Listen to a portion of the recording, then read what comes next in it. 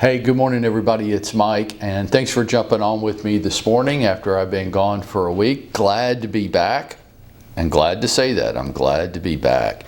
Hey, here's what I want to talk to you about this morning for just a few minutes. Something that I found to be particularly true in my time in this business, that the problems and issues we face are rarely really the problem. The problem's not really the problem in most cases. It's how we handle the issue that becomes the problem. And what I'm talking about today is a lack of communication that is rampant throughout the industry. Though in the 35 years I've been in the business, we have graduated from what we thought was high technology, pagers and voicemail, to everybody's walking around with the phone in their pocket these days, but people aren't communicating. And I'm going to show you some examples of this and then some tips on maybe how we could solve this. Effective communication can solve so many problems. You know, in public speaking, they have a rule that you should tell the audience what you're going to tell them what you're going to tell them, then tell them, and then tell them what you've told them. That's how you effectively and clearly convey a message. Tell them what you're going to tell them, and then tell them what you told them if you want to communicate effectively. So I think it's probably true in our real estate business as well. So here's some tips that I want to share with you, okay? Just some observations that I see every day in this business, because now we have an endless array of communication tools, but I don't think we're communicating very well. And I want to start with this. Talk to people. Look, I know you've got text, and I know we've got email, and I know we've got Facebook Messenger. I know all this stuff. But I also know this, that more than 67% of all communication is nonverbal. Okay? So it's not what I say to you, but it's how I say it to you. It's the emphasis that I put on certain words. It maybe is my body language, my facial expressions, my posture on how I say it creates the meaning.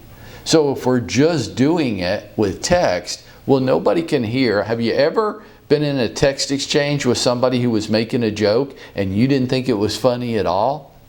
Yeah, you couldn't hear their voice. You couldn't hear the way in which they said it.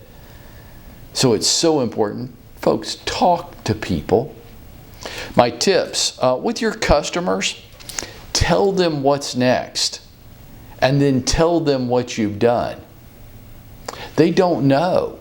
And the anxiety with your customers in a real estate transaction comes from what's supposed to happen next, and when's it going to happen? I'm getting some painting work done at my house, and I can't get the painter to communicate with me. Dude, just text me and say, hey Mike, we're going to start next Monday. And I'm good with that. I just need to know. Why aren't you telling me? Because I know you've got a phone in your pocket. What's the problem? And if you're not sure when you can start, just tell me that. Hey Mike, not sure when we can start yet. It's the same thing with your customers. Tell them what's going to happen next, and then tell them when you've done it. With your co-op agents, gosh, this is something that's so lacking in our industry these days. Communicate with your co-op agents. You owe it to them as a mark of professionalism.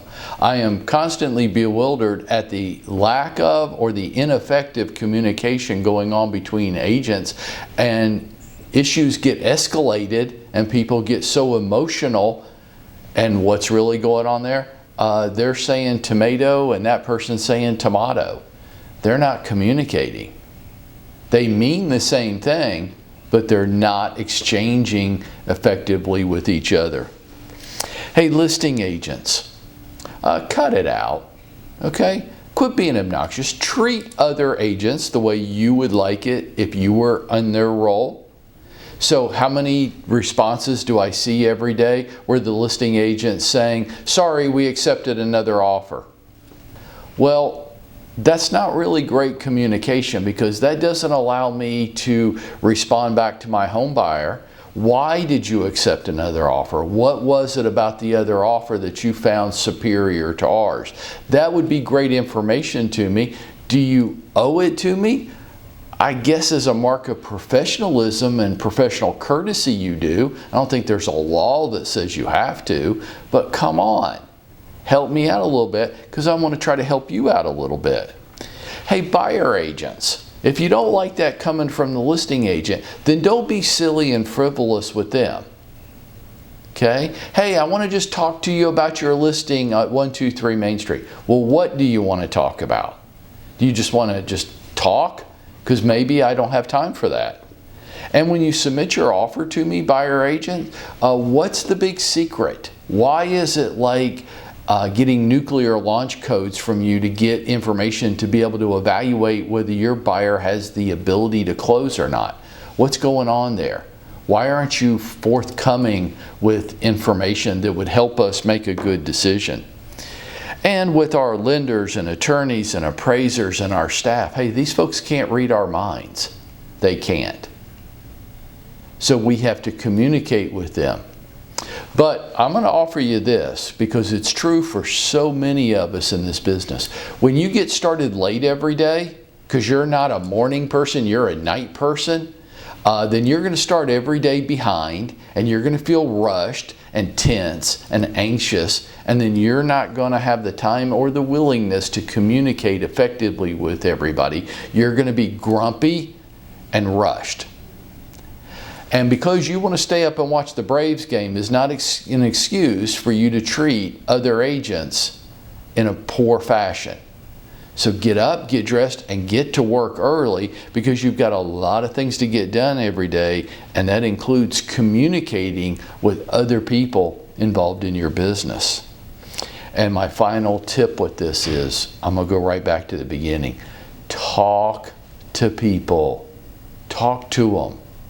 We're trying so hard not to these days, but we're not communicating effectively.